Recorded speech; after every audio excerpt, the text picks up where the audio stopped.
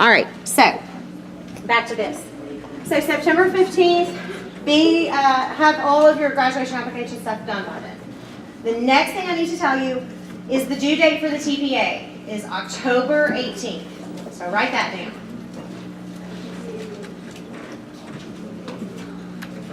So the TPA due date is October 18th. That will be your last day to submit all, everything. Please do not procrastinate when it comes to that. Got it? Okay. Did you just, she just said, what time? What time on October 18th? Is it noon or midnight? I need to know. Listen. I will find out. Just go back October 17th. How about make that your day? The reason that we have a due date, and I'll just say this, and our supervisors know this, a couple years back, my phone, we had it like at midnight on such and such day, at 11:45, my husband's like, who is texting? And I had 3 students who couldn't get their stuff uploaded. Are you for real? It's 11:45, I'm in the bed, and I'm having to try to figure something out. So don't procrastinate on that. Dr. Watson will talk to you more about the due date and how to submit and getting all that in, but just write that date down, know that date, okay? The last thing I have to talk about that nobody wants to talk about is the praxis too. In order to graduate, you must have passed the praxis too. This is not some sort of new fangled thing. Actually, last semester you received information about this, and you actually got a pass this semester because you were supposed to have passed the praxis too in order to even student teach. And the State Department was very generous in allowing us another semester leeway on that. So the upcoming student teachers from this point on, like student teachers in the spring, if they do not have their praxis 2 passed by student teaching date, they don't student teach.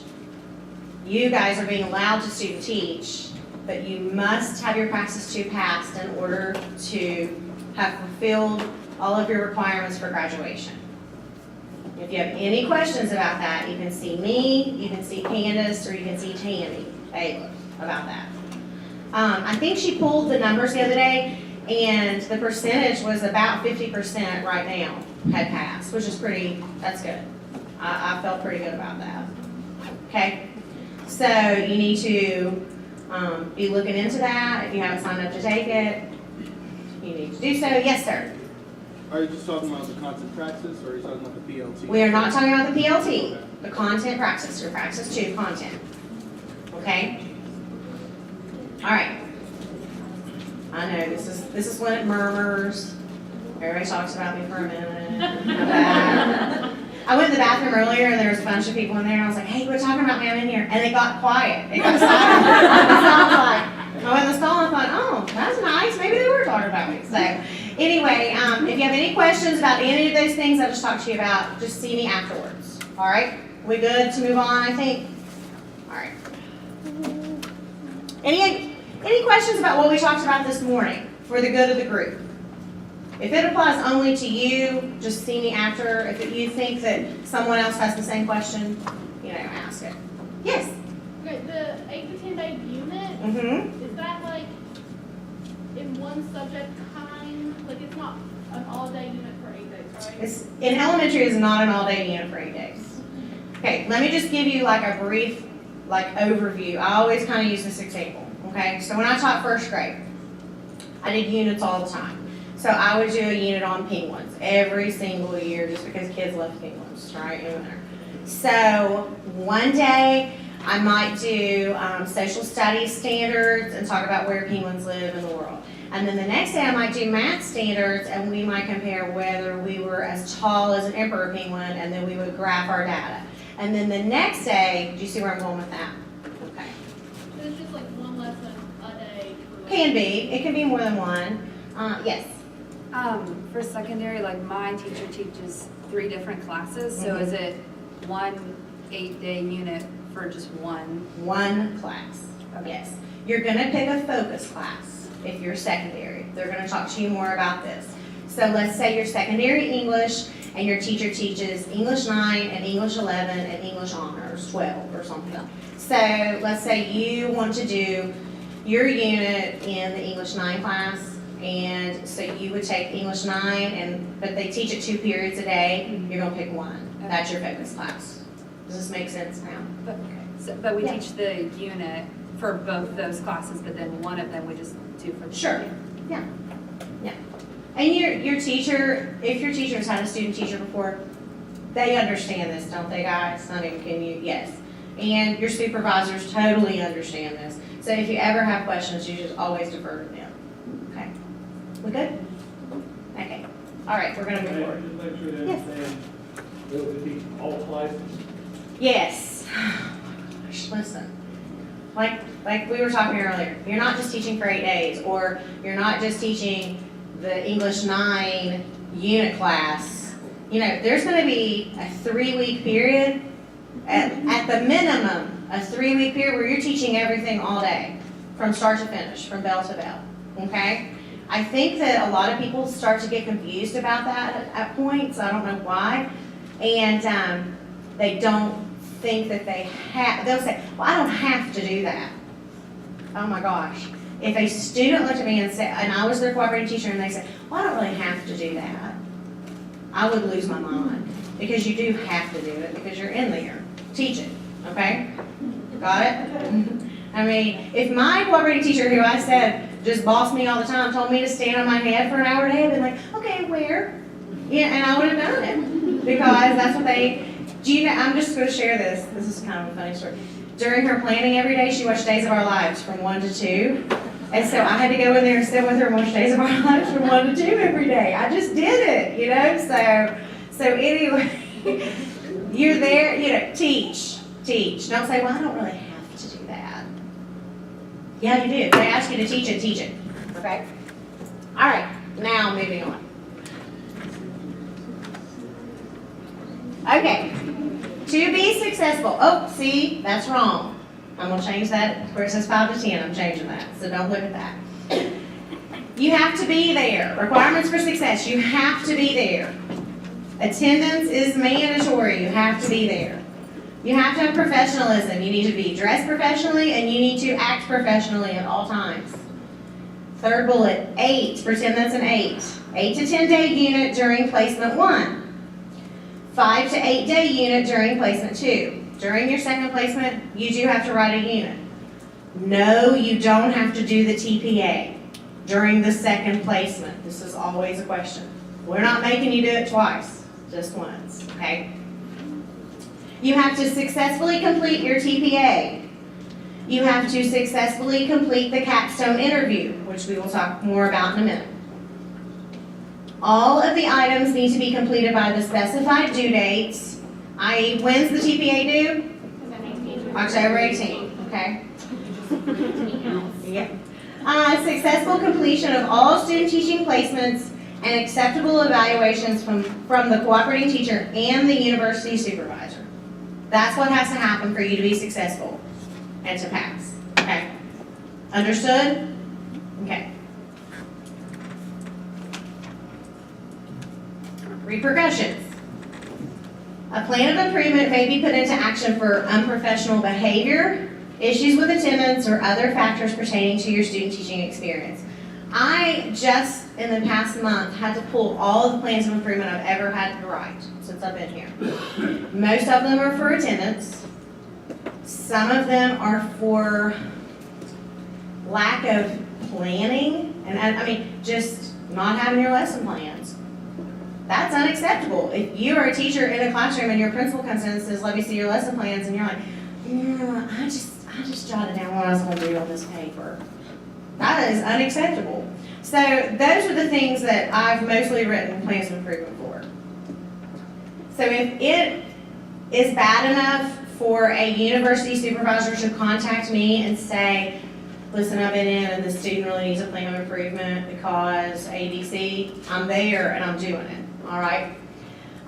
Students must complete assessment pieces by the due date. The plan of improvement or no credit of experience may occur if a student does not complete assessments on time. That's the TPA, okay? One of the first semesters that we did it, there was a girl at the College of Ed ceremony the night before graduation, and she had just submitted her final changes.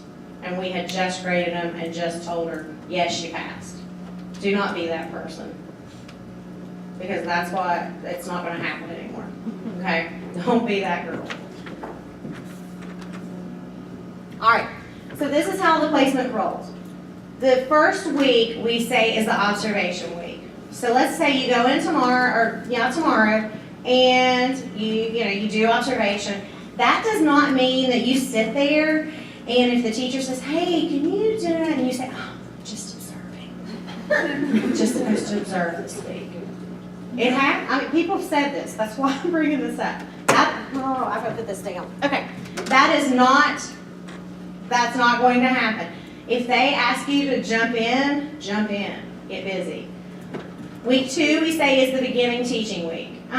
For secondary people, you may start taking over 1 to 2 classes throughout the day. For elementary people, the teacher may say, hey, I want you to be responsible for math next week. Does that make sense? Okay. Weeks 3 through 7, couldn't say it plainer, teaching. All right?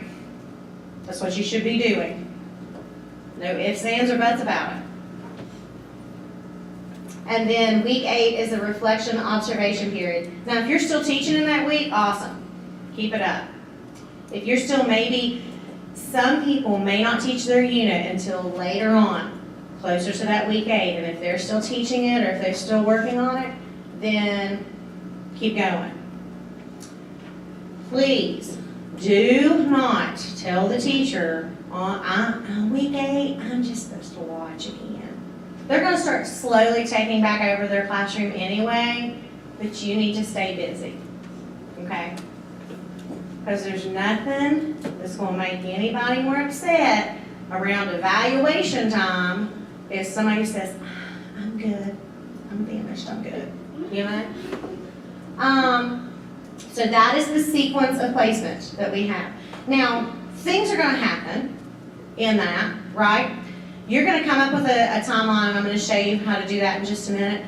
But who's ever been in a school where nothing changed in a schedule for an entire week? No, it happens all the time, right? So there are going to be things that happen. Because you all are more in the fall semester and the weather really doesn't start changing until January around here, you probably shouldn't have many issues with weather related, being late or things like that. But a couple years ago, it snowed on Halloween because I was teaching first grade. I remember this day. So anything can happen. School can be canceled. So that will move your plans, and change things up. So just be aware, you know what's going on. Okay, so now we're going to pause on this. This is a website that I've been working on for over 6 months with some people in the College of Ed. This is our PLC, our Professional Learning Communities website. You have to know this website. It's marshall.edu/COEPD/PLC. And I'm going to send that link out to everybody tomorrow. Hey, did y'all check your email? I already sent you the graduation PowerPoint because I'm awesome. The one left here. So, this is our PLC site. If you have a question about student teaching, or if your teacher has a question about student teaching, and you can't reach me immediately, get on this site, because I'm pretty sure the answers are on there. I'm going to show you why. If you scroll down, these are just some of our former students here, former speakers that we've had. These are some quotes from students directly. Right here. Everything that you need is right here under handbooks, forms, and links. So our clinical handbook is here. If you have a question about anything I've talked about, it's all in there. There are 2 things you're going to need to complete and scan and email back to me by August 31st, okay? The first thing is the responsibility profile. It looks like this. It says this is designed to help the supervising teacher and teacher candidate plan the transition the candidate will make from beginning of the placement through the end of the placement. It's to be completed cooperatively during the first week of the placement and submitted to the university supervisor. That's going to be me. We're just going to submit it directly to me. The process may be slowed or accelerated depending upon candidate ability and confidence. Okay, so there's 8 weeks, 8 lines. So let's say week 1, you and your teacher decide you're going to observe, work with small groups. Write it down, okay? Week 2, full-time teaching of blah, blah, blah, okay? Put in here when you're going to teach your unit or when you're going to plan to teach your unit. This is just a timeline, and then you both are going to sign off on it. Is this written in stone? No. It's very flexible. However, it just gets everybody on the same page from the beginning of what the expectations are going to be. Is that understood? Okay. Is anybody confused by this? If you are, let me know. Okay, so that is one thing that you're going to have to access from the site. Okay, I didn't print these out for you. You're going to need to do this. If you go back, the next thing is this. Teacher candidate contract. So you have your name, 901, fall 2017, placement 1, okay? All of the expectations are on here about completing lesson plans on time, completing the unit plan on time and turning it in timely, completing a daily reflection journal, which your supervisor will talk to you more about, submitting the TPA on time, completing your capstone interview, and attending the seminars, okay? So there's that. You will, I'm going to show you the professional code of conduct in a minute too, because it's linked on there as well, okay? Your teacher will then read their part of what they are expected to do. They're expected to do a formal written observation a minimum of 2 times. They're to approve your lesson plans. They're going to review or discuss your reflection journal with you and do your midterm and your final, okay? And then the university supervisor expectations. How many visits they will make, that they're going to do your evaluations. They're going to advise you of your unit and help you with it. They're going to assist you with the TPA, and they're going to attend the seminars when they're available, okay? So I understand the expectations of all parties involved with this placement. Teacher candidate signature, you sign. University supervisor signature, they sign. Cooperating teacher signature, they sign. Scan that and send it back to me. Is that understood? Okay. Now the third thing that it talked about was the professional code of conduct. It is right there. The third thing now, or the third thing in the list there. So our code of professional conduct looks like this. That you follow the rules and expectations, you communicate, no cell phone out in classroom. Here's the thing, guys. There's nothing more disheartening. If you've noticed, have you seen me texting while we're talking? No. In my classroom, when I teach, here, I have just like this mutual respect thing that we talk about, to where if they're talking or if I'm talking, we're just not going to be texting. We're not going to be on our phones. It's rude. I don't like it. If I'm talking to my husband or he's talking to me and one of us is on our phone, it's not okay. We just don't do that. All right? So you're not going to have your phone out in class texting. Is that understood? Because that's the quickest. That's one of those things that they'll call us about real quick. Okay? So this talks about maintaining confidentiality and being professional. It goes over the dress code, which we've already discussed as well. And it goes over our attendance policy. Okay? So you'll need to read that and you'll need to initial on the contract right there that you read it. Understood?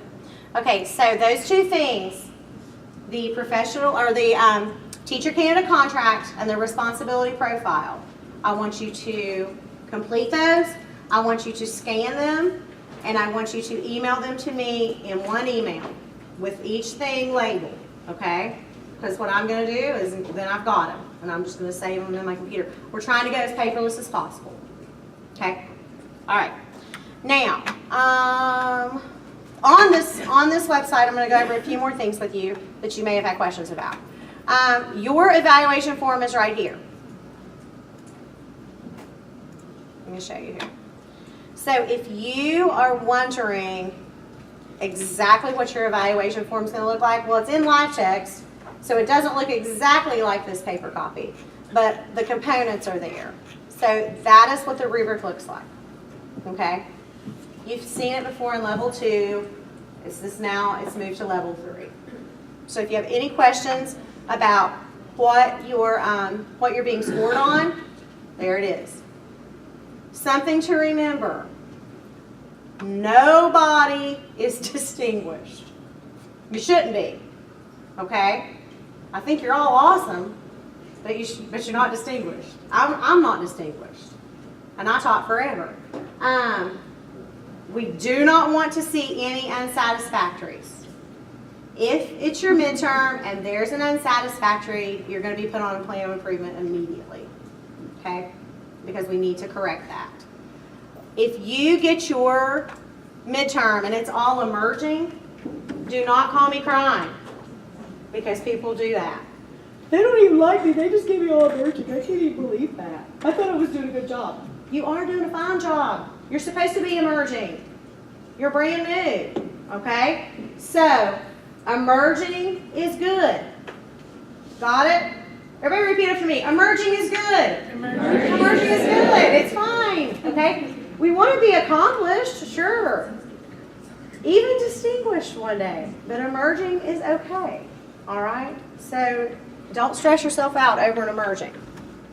All right, so you can find this there. You can also find any description of your expectations, a link directly to the State Department, like we were talking about earlier, and a link directly to LiveText. So that is all underneath your name, underneath student, right there. Now, if your teacher has any questions, that's where all their stuff is. Supervisor stuff is right here. If you look down, if you forget my email address, I don't know how you can do that though, because I send you 100. Just click on that, it'll take you right there. My phone number, my office, Candace, Tanya, exactly. Okay, now here's what I was telling some students up front. Student teaching important dates. Look right here. Any question? Do we have seminar today? I don't know. Let me look at the website. Right there. Oh, that's where it's at. It's in the Shockey. That's upstairs. So, you see where I'm going with this? Anything you need to know, it's right here. I'm going to send you approximately 200 reminders about things this semester. So if for some reason you miss one of those, just get on the site. All of your information is here. Here's some really good articles that, that might help you, that we've linked up. And our videos will be linked underneath here. So if you happen to be sick one of these days and miss one, Jason, who brought me the camera over, has been just my lifeline through this whole thing. He will probably get this uploaded tomorrow. So he's really good about being prompt about it. Right here under student and staff achievements, if I see you in the paper, either this semester or like in a year, I'm probably going to link the article on here because I love that. I love seeing you guys doing great things.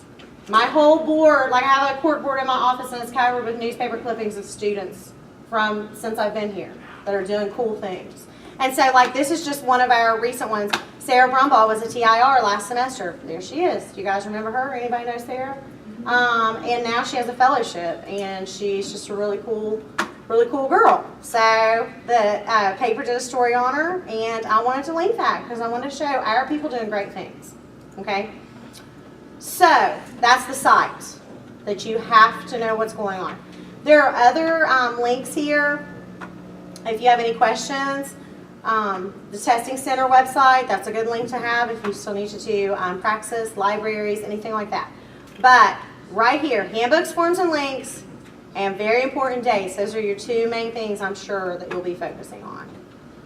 All right, so By August 31st, I need those in my inbox. On September 1st, if you send those to me, I'm going to know that you really don't think I'm serious about due dates and you don't really care about my due date. Got it? Okay. All right. So, the capstone interview. We will have a later seminar about this. We haven't got it scheduled yet. But basically, the capstone is like it's like a mini job interview, a pre-job interview. So it's a 15 to 30-minute small panel discussion. It's a good reflection on your student teaching experience. So you just go in, you're going to go in, the scores are going to ask you some questions about, well, tell me about your experience. Where were you at? What was your unit? Did you show growth in your teaching? Let's reflect on your strengths. Let's reflect on your weaknesses. It's an exit interview approach. You should be able to discuss at length your lessons, your data, save artifacts throughout. So if you're teaching your unit and one of your students does something really cool and has some really cool work, just say, hey, can I use this until I finish up because I want to use it in my presentation. Take lots of pictures, take lots of videos. Those are the sort of artifacts that I like to see as a scorer. I know that the other scorers like to see those things as well. We will focus more on that at a later date. I just want to give you like a little brief overview so you're already trying to hang on to a few things. Does that make sense? Okay.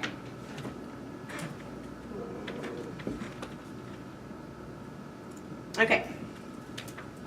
So things to remember. You are basically on a 16-week job interview. I know that sounds a little silly, maybe, but it's not. Like I mentioned earlier, my husband's an administrator. He had a job opening, and the first person he called was the person who had just done their student teaching at his school.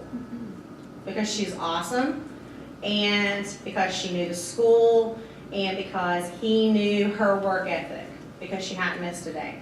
Make sense? All right, so you're really on a 16-week job interview. I have people who finish up their student teaching, and the cooperating teacher they're with has already put a bug in somebody's ear on a hiring committee about a job they've got opening up at the school and how great that student would be in that job. I had a student who the cooperating teacher recommended the student for her job because she was getting a promotion in the county, and the student got her job. So, I mean, because she knew how great he was. Do you see where I'm going with this? You need to really impress. You're working to impress. You're there to make connections. You're there to build relationships. This is a perfect opportunity for you to start building those professional relationships with other teachers. University supervisor is priceless. They really have all the answers, and I defer to them all the time. I'll say, what do you think about? Or what do we do with, because sometimes I just get on overload, and they kind of rein me back in and bring me back down and remind me of certain things. So whoever you are assigned, you're assigned that person, and they work here because they are great at what they do. Everything is a learning experience, like I mentioned earlier. Even in the not best situations, you're learning something, right? And have fun. If you walk around in a school and you don't smile and you don't speak, people talk about that and they catch on and they think you're unfriendly, even if you're maybe just a little introvert or shy. This is your time to shine, okay? So really bring that out and have fun. The thing with teaching is you cannot be afraid to look silly or look stupid, because those kids are laughing at you every time you turn around about something. I mean, or they're rolling their eyes and they think, even when you think you're cool, I think I'm cool all the time. But like I went in the bathroom and it got quiet because I'm not cool. I mean, I think I am, but I'm probably not. That's okay. I'm okay with that. That's part of the deal. But just roll with it and have fun. So before we leave, I just want to show you a little something. Okay. Oh, hang on. Here I was. Oh, yeah, we remember her. From current slide. Don't record. Hang on, maybe I can. Oh, see, I don't know how to do it. Okay. Pause. See, this is one of my not cool moments. My face just got red a little bit because I'm terrible at this. Ah.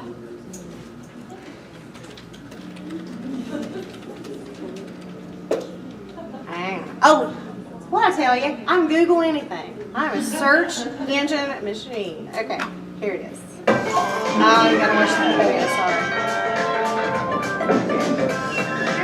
Okay.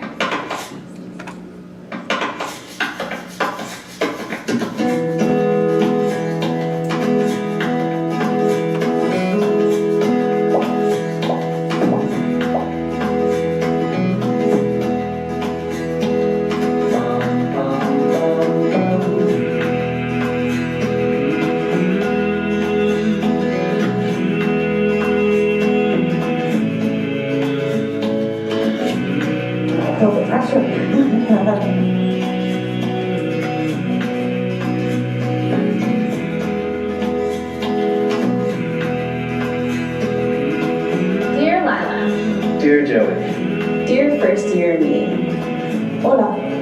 Hey kid. Remember when Dad said that the first 6 months of anything is the hardest? Well, that is completely true here. Everything is going to be okay.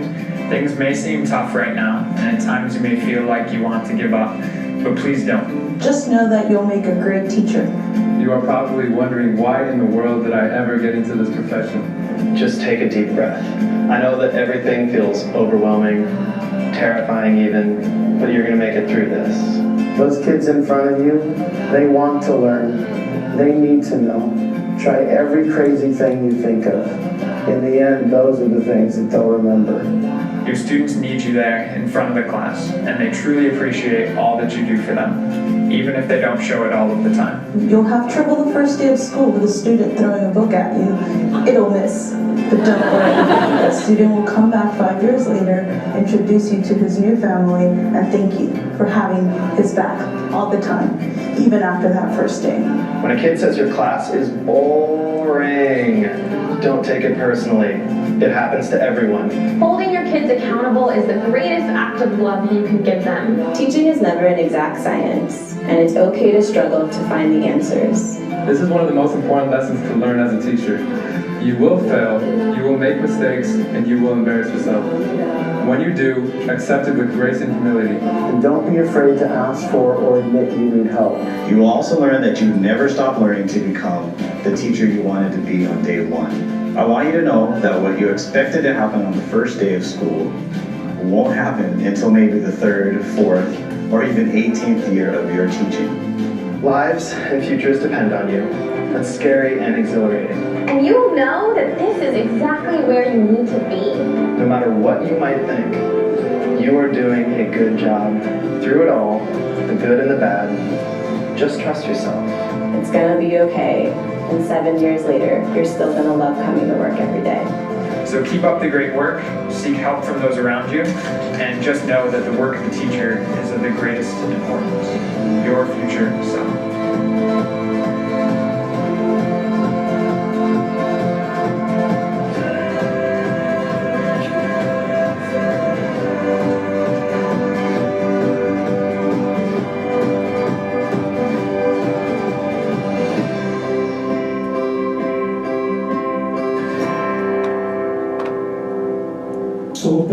All right, so that was a little hokey, I know, 'cause that's what I am. Did anybody get all the feels from that, right? Yeah. And I'll just share this, like they said, you know, what you think is going to happen on the first day is not going to happen on the first day. One of my very first days at teaching in a new school, I was teaching first grade, and I had on my first day school dress, and I had my costume perfect, and I was so excited. And I had all the kids in their seats, and we were just getting ready, and it was great, we were smiling. And then I heard blood-curdling screams coming down the hallway. And as a teacher, on the first day of school, when you hear the screams, you're like, please don't let it be mine, please don't let it be mine, please don't let it be mine. And guess what? The door flies open, and there are two teachers, and they are carrying this kid long ways. Like somebody at the top and somebody at the bottom. And he was like, and he's screaming, I hate you, I hate you, I hate you, I hate you. And I thought, welcome to first grade, you know, and they put him in the seat, and he screamed, I hate you for about 2 minutes, and then it was fine. And so, and now, like, he is going to be in 5th grade now, and his mom still will text me, you know, and just say, oh, we miss you, whatever, but yeah, I hate you, I hate you, I hate you. So, it's not going to go the way you think it's going to go, probably. And if it does, awesome, you know, killer. But just remember that, don't get overwhelmed, don't get stressed out, don't get upset tomorrow. It's all going to be okay. And if it's not, the next day's another day, okay? So things to remember, you know, make sure you talk to your teacher. Make sure you remember our attendance policy. Always have your clinical ID badge on. Print out your permit, take it with you. They probably won't even ask for it or want to see it, but just in case. I'm trying to think. Always dress professionally. Always remember where you are and who you are. Social media, cell phones, those are two major things.